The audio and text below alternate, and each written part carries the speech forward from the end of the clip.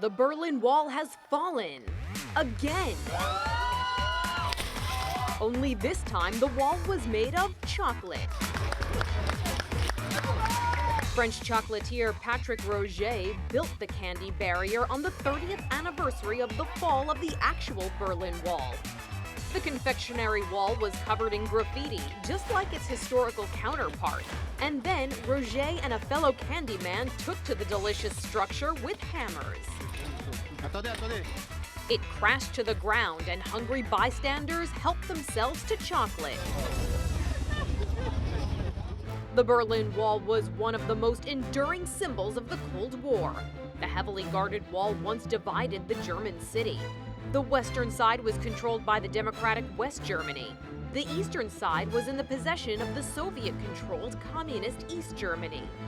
When Ronald Reagan made his famous demand to the Soviet Union in 1987, Mr. Gorbachev, tear down this wall.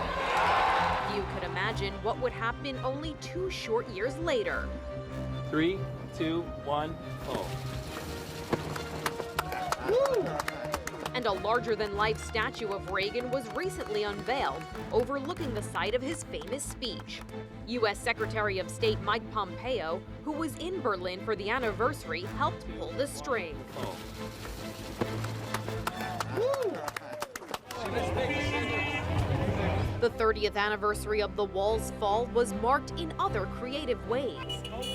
Vintage East German cars paraded across the east-west border in a German village.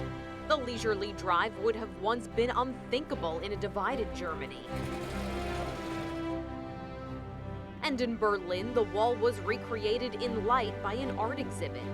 Glowing blue neon rods stretched across Berlin's Spree River. They symbolized the wall. They were punctuated by 140 flashing rescue lights. The lights honored the 140 people who died trying to cross the wall from east to west.